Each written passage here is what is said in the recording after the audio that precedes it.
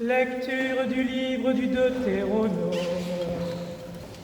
Tous les 7 ans, tu feras relâche. Et voici comment s'observera le relâche.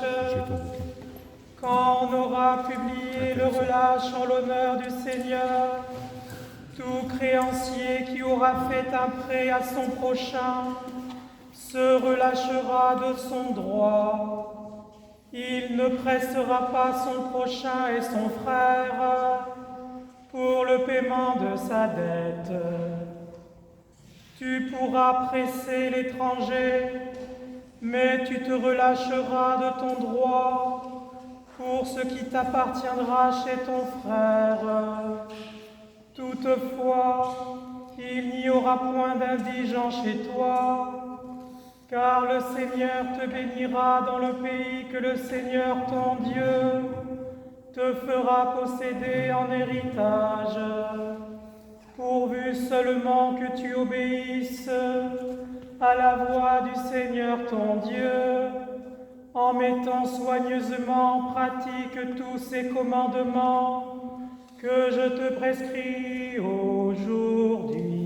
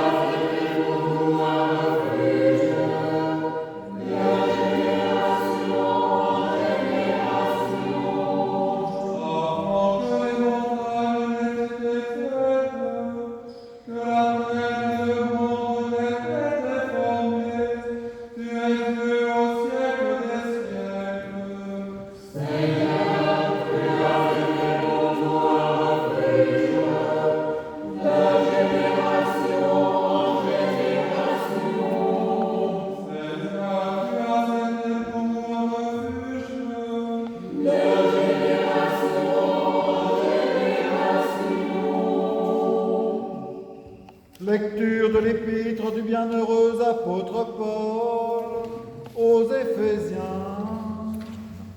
Mes frères, fortifiez-vous dans le Seigneur et par sa force toute puissante, revêtez-vous de toutes les armes de Dieu afin de pouvoir tenir ferme contre les ruses du diable. Car nous n'avons pas à lutter contre la chair et le sang, mais contre les dominations, contre les autorités, contre les princes de ce monde de ténèbres, contre les esprits méchants dans les lieux célestes. C'est pourquoi prenez toutes les armes de Dieu, afin de pouvoir résister dans le mauvais jour, et tenir ferme après avoir tout surmonté. Tenez donc ferme, ayez à vos reins la vérité pour ceinture, revêtez la cuirasse de la justice, mettez pour chaussure à vos pieds le zèle que donne l'évangile de paix. Prenez partout, par-dessus tout cela, le bouclier de la foi, avec lequel vous pourrez éteindre tous les traits enflammés du malin. Prenez aussi le casque du salut et l'épée de l'Esprit, qui est la parole de Dieu.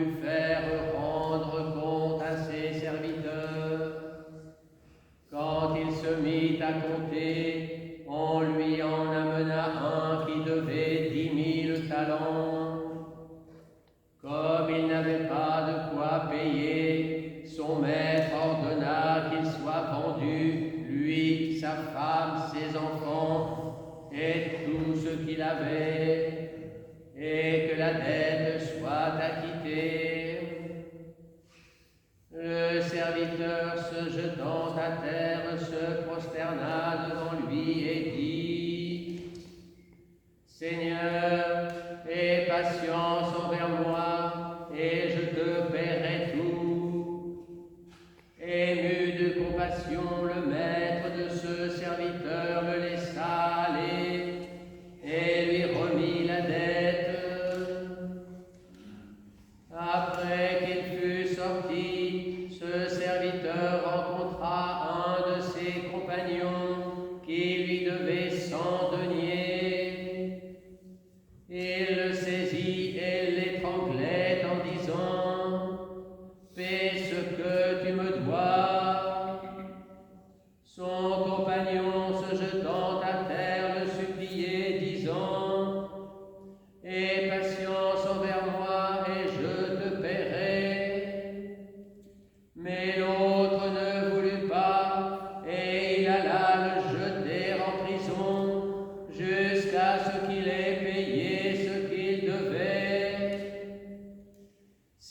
compagnons, ayant vu ce qui était arrivé, furent profondément attristés, et ils allèrent raconter à leur maître tout ce qui s'était passé.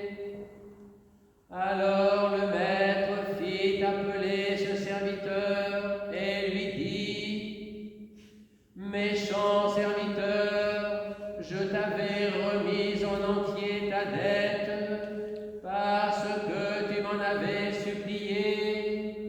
Ne devais-tu pas aussi avoir pitié de ton compagnon, comme j'ai eu pitié de toi? Et son maître, irrité, le livra au bourreau, jusqu'à ce qu'il ait payé tout ce qu'il devait. C'est ainsi que mon Père céleste vous traitera, si chacun de vous ne pardonne à son frère de tout son cœur.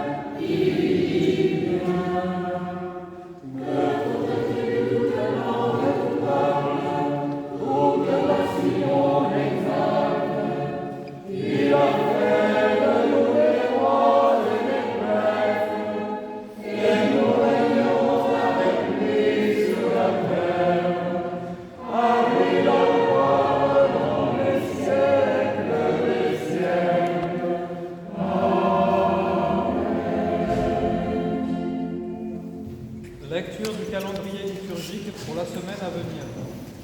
Lundi 14 octobre, mémoire de Sainte Ménéhould, Vierge en Lorraine. Mémoire également des saints Calixte, pape de Rome, martyr. Burchard, premier évêque de Würzburg.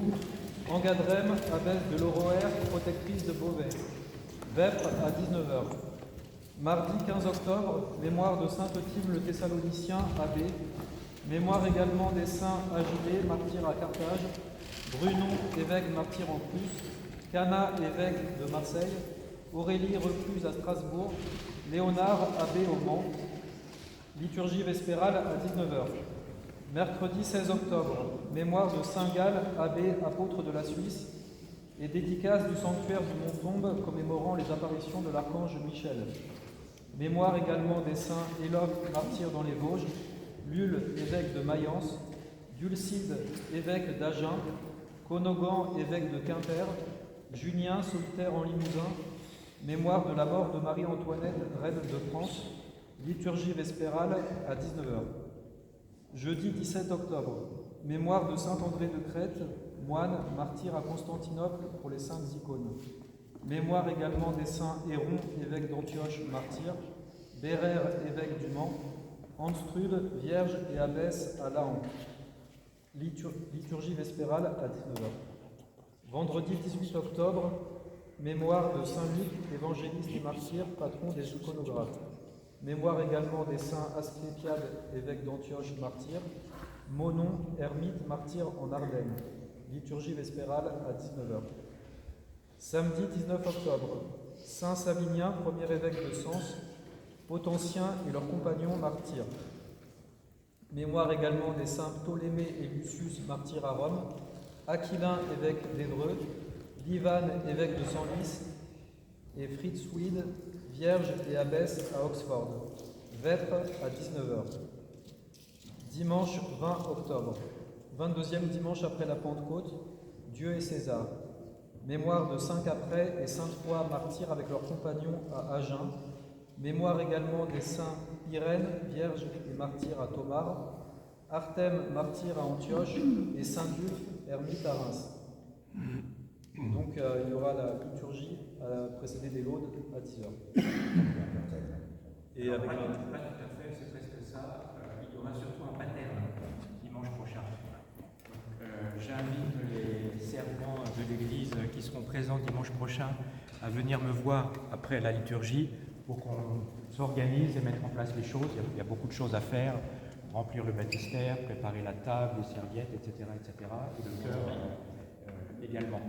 Je commencerai la bénédiction des eaux à 10h, et ensuite nous aurons le baptême et ensuite la liturgie.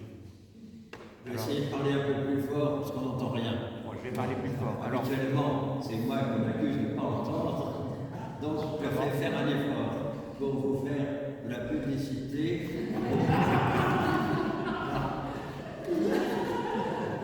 Vas-y. Quand même, fais la publicité. Effectivement, assez cocasse. Nous sommes presque tous paresseux en ce qui concerne la lecture. C'est devenu une maladie du moment, mais néanmoins, outre le fait que, bien entendu, vous vous astreignez tous à lire les lectures du jour en ayant acheté le calendrier liturgique, en tout cas, à bon entendeur, salut, on peut aussi se nourrir d'un certain nombre de commentaires, et la revue Présence orthodoxe est vraiment un instrument très intéressant.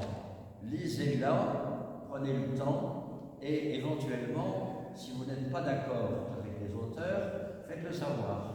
Ça permet d'alimenter également votre polémique personnelle à l'égard des sujets essentiels. Voilà, donc, et bon, finalement, même si c'est très artisanal, le numéro ne coûte que 15 €, mais je vous invite aussi à vous abonner à l'année, comme ça vous le recevrez directement par la poste. Voilà.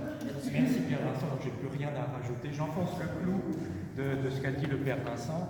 Il y a un courrier des lecteurs dans la Présence orthodoxe, mais qui en fait est relativement vierge, parce que personne n'écrit jamais rien.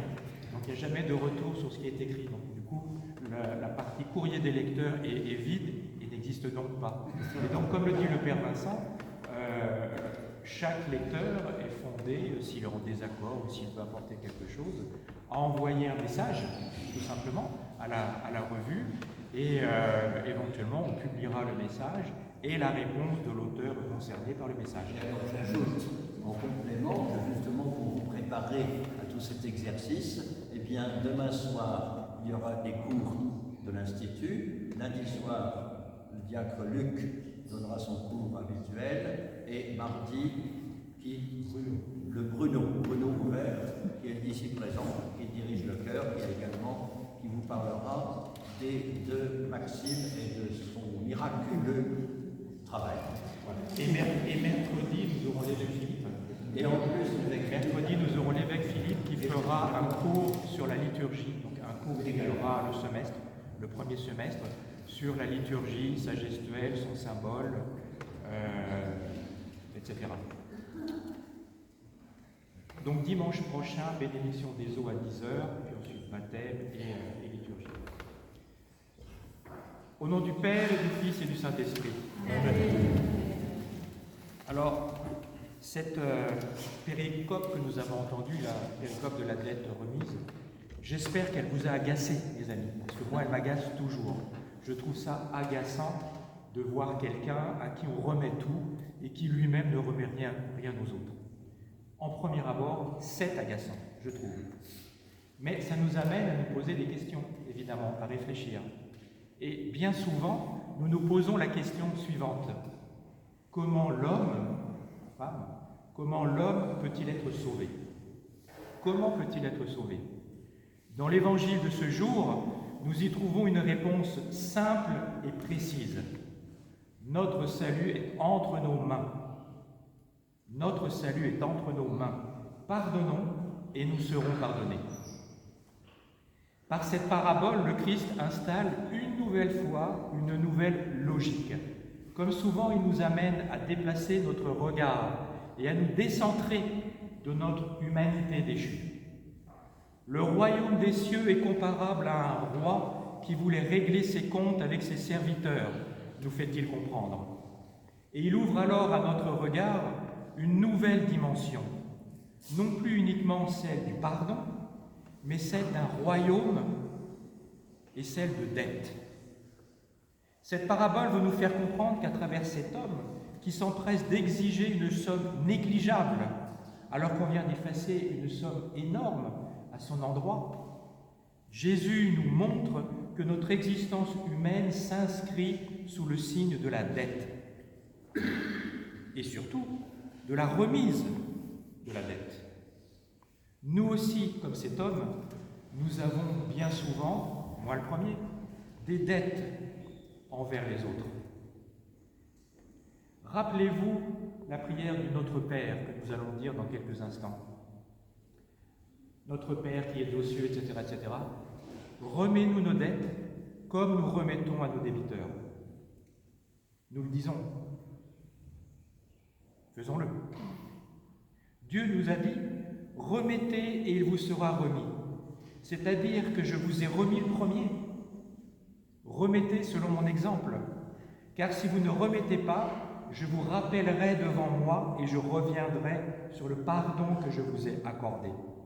C'est saint Augustin qui nous dit ça. Dieu nous fait comprendre, j'ai remis en premier. Suivez mon exemple. Si vous ne le faites pas, j'en tirerai mes conclusions.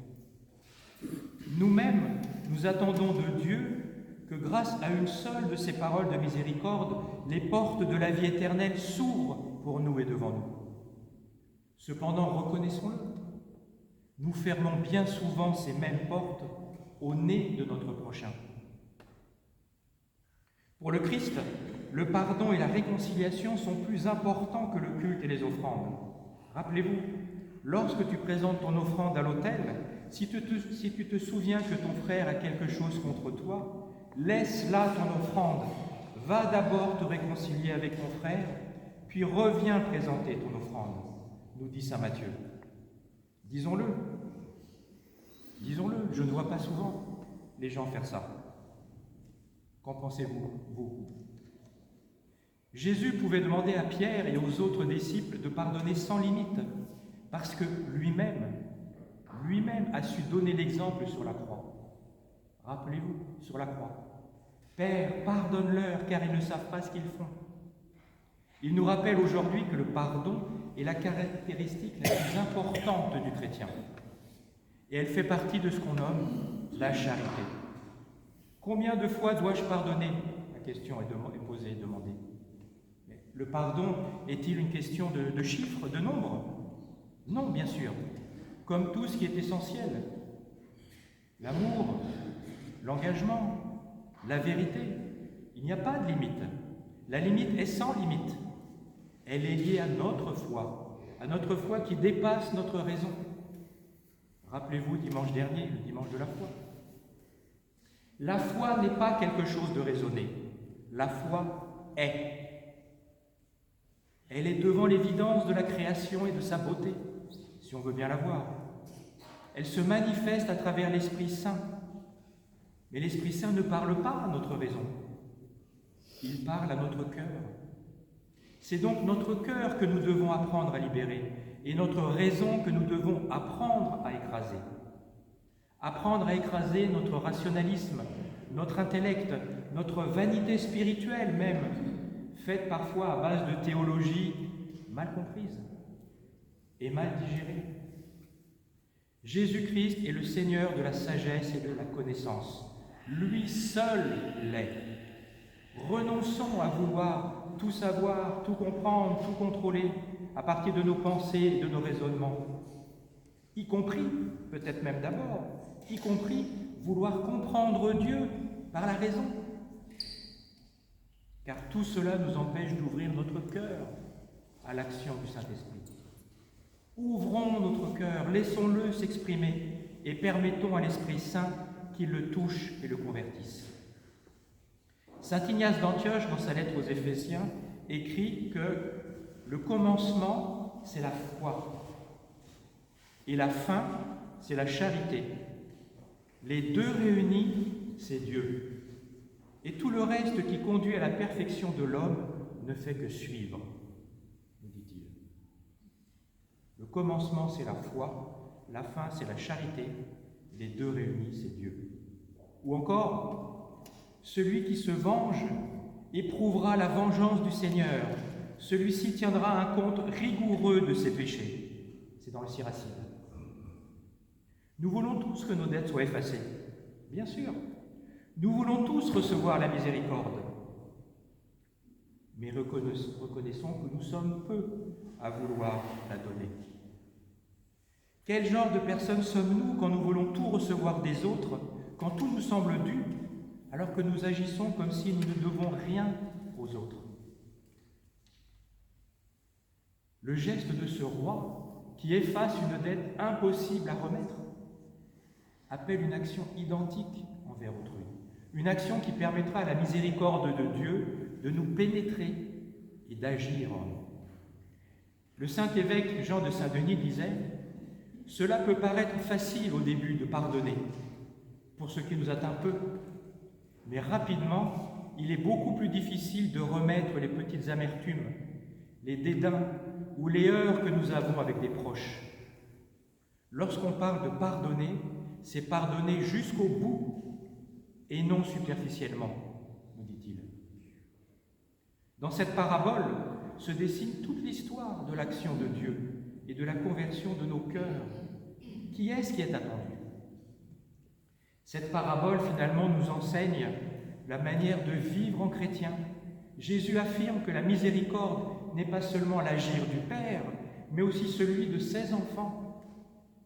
À la femme adultère, que les Juifs condamnaient de façon unanime, Jésus ne fait rien payer.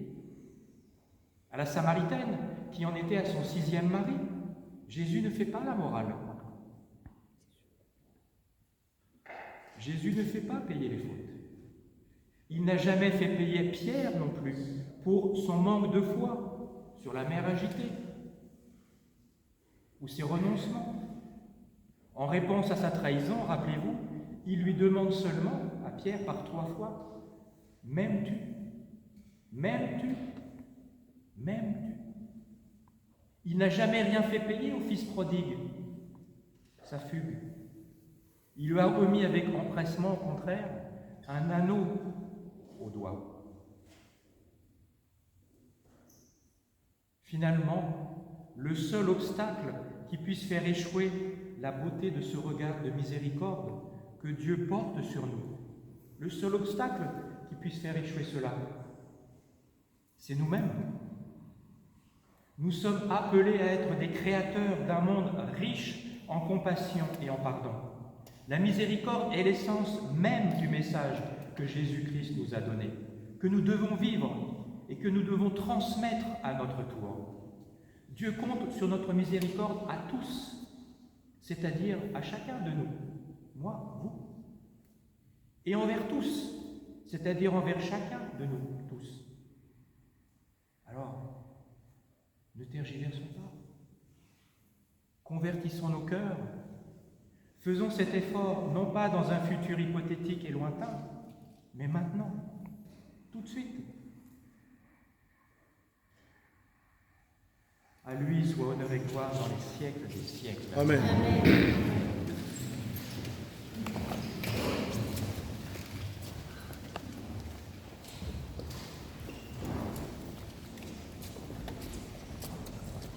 Disons tous de tout notre cœur et de tout notre esprit, Seigneur, exauce-nous et pitié de nous.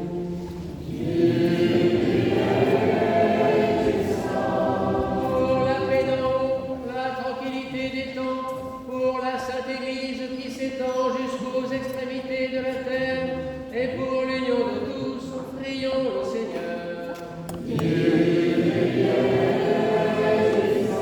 Pour tous les patriarches orthodoxes, nos évêques Philippe et Benoît, tous les évêques, les prêtres, les diacres, le clergé, et pour tous les fidèles, prions le Seigneur.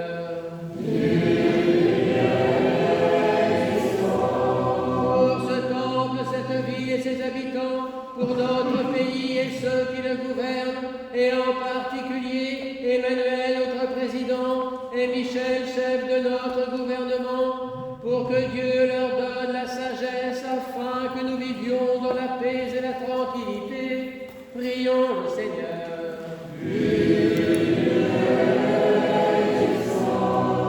Pour les magistrats et officiers, moines, vierges, époux, veuves et orphelins, et pour tous ceux qui peinent sous d'épuisants travaux, prions le Seigneur.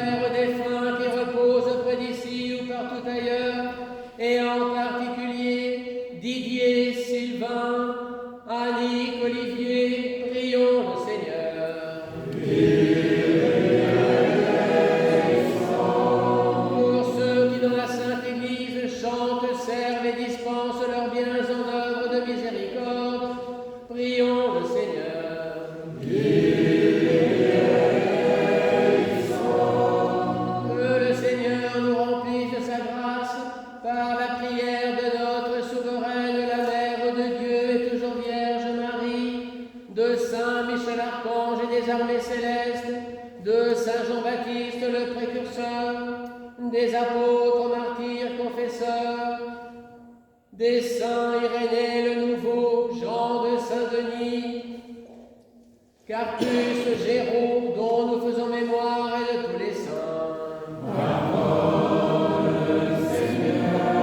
Que le Seigneur nous procure le pardon de nos péchés et une fin chrétienne et paisible.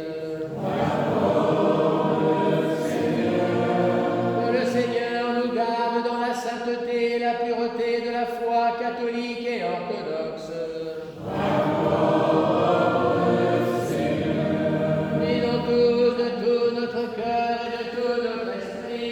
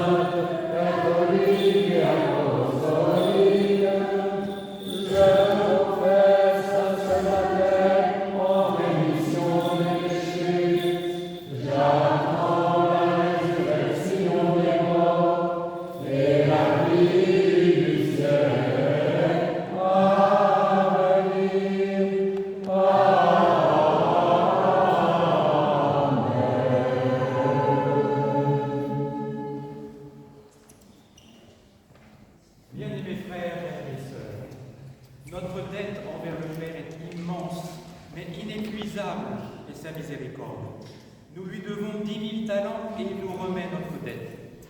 Notre frère nous doit 100 deniers, remettons-lui sa dette.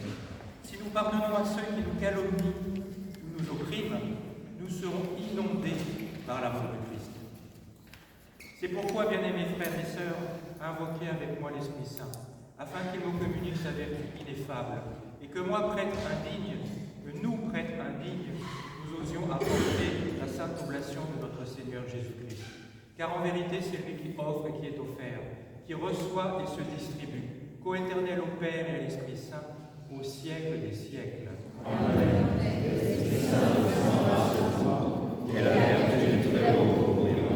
Pardonnez-nous, frères et sœurs. Que Dieu vous pardonne.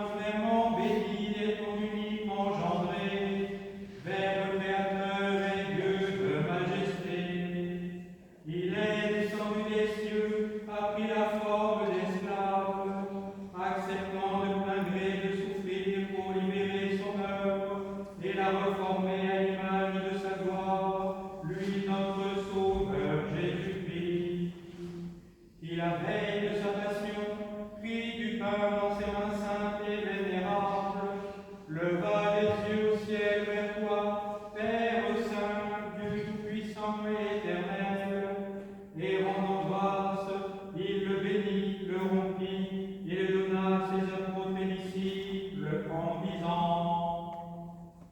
Prenez et mangez, ceci est mon corps, qui est rompu pour vous et pour un grand nombre, en rémission des péchés.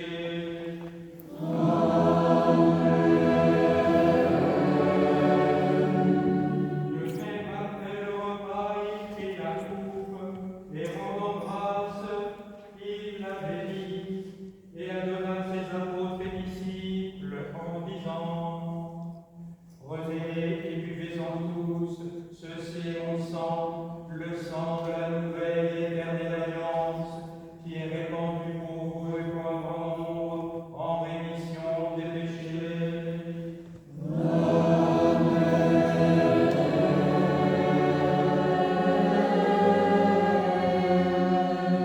Chaque fois que vous ferez ceci, vous le ferez en mémoire de moi.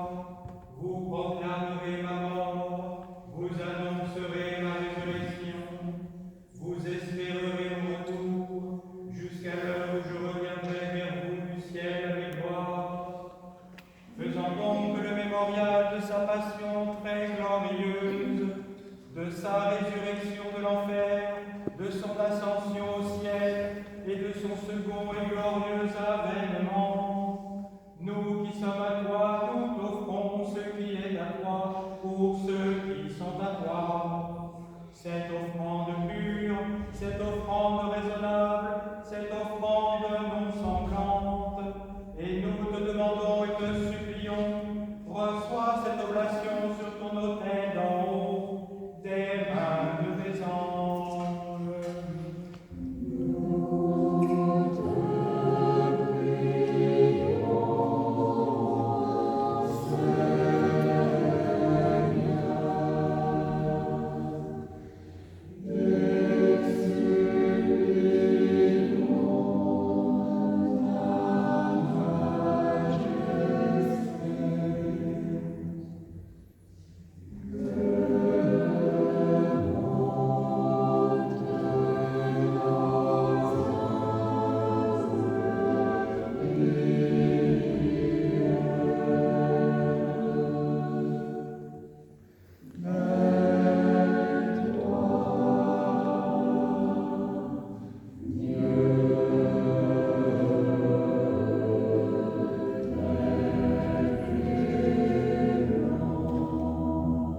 Afin que ce sacrifice devienne véritablement le corps Amen.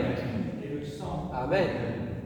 de ton Fils, notre Seigneur Jésus-Christ, par la puissance insaisissable et infinie de ton Saint-Esprit. Amen. Amen. Amen.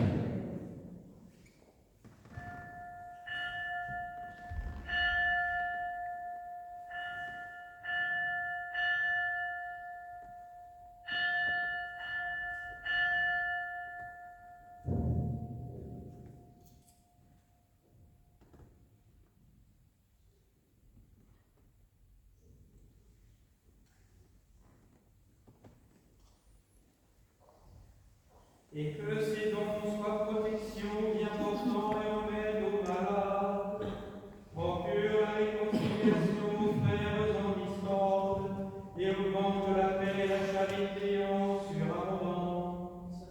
Qu'il confère la sagesse aux hommes sans raison, et serve de mesure aux sages, donne la vigilance aux âmes appesanties, et la douceur aux zélateurs. Et que ceux qui participent au mystère participent de même à la société des élus dans le royaume céleste, attend la venue glorieuse du Christ et la plénitude de l'Esprit. Par qui tu fais tout, bénis ce qui est fait, sanctifie ce qui est béni, distribue ce qui est sanctifié. À toi, Père puissant, et au Verbe fidèle et véridique, et à l'Esprit Saint sanctificateur, conviennent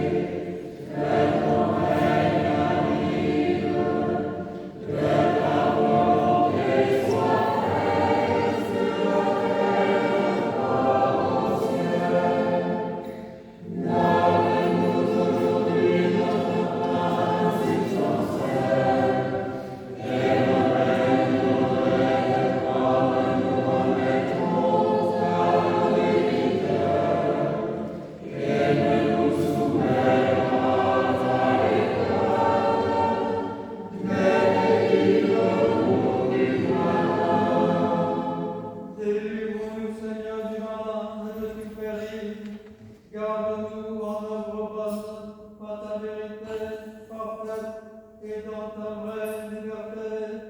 Car c'est à toi qu'appartiennent le règne, la puissance et la gloire, au siècle des siècles.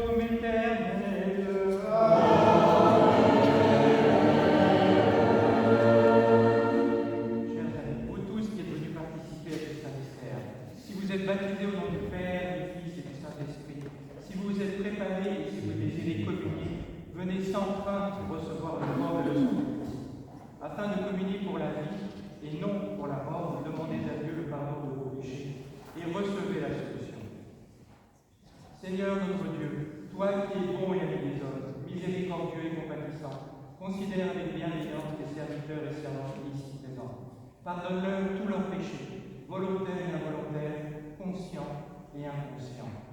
Soyez en paix, au nom du Père, du Fils et du Saint-Esprit. Amen.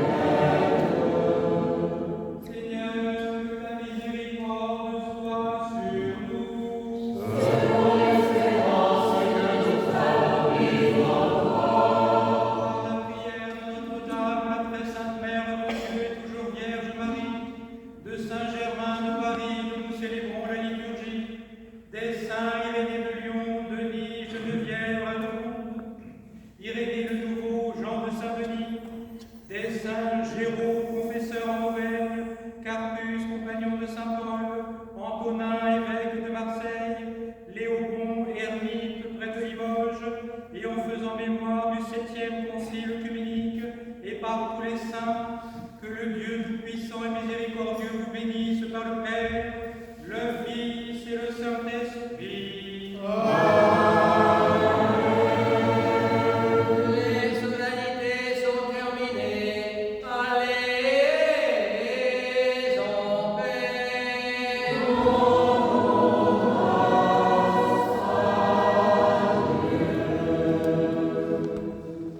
Chers amis, je vous souhaite un bon dimanche de la remise des dettes. Dimanche dernier, c'était le dimanche de la foi, et la foi implique aussi la remise des dettes. Comme les saints-pères de l'Église nous l'ont conseillé, comme le Saint-Évêque Georges de Saint-Denis l'a rappelé lors de plusieurs de ses homélies, ne tardons pas à remettre nos dettes envers les autres. Remettons toujours immédiatement nos dettes. Je vous souhaite un très bon dimanche et une très bonne semaine. Dimanche prochain, donc, baptême. Venez vénérer la croix et prendre du pain béni.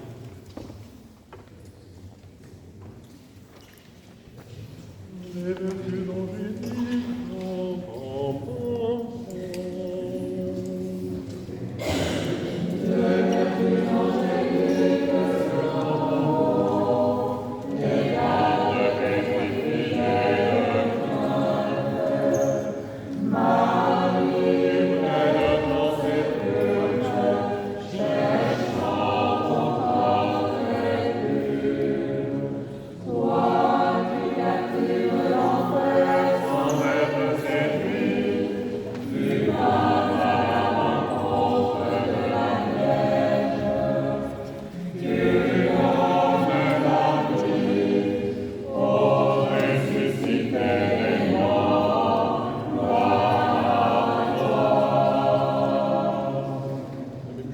gloire au Père et au Fils et au Saint-Esprit.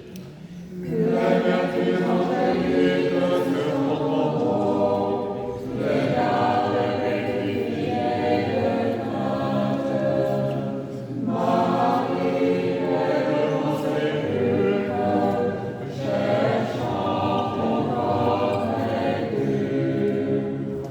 Toi, tu captives de l'enfer, sans être séduit, tu vas à la rencontre de la Vierge. Tu donnes la vie au ressuscité des morts, gloire à toi. Et de où c'était quoi?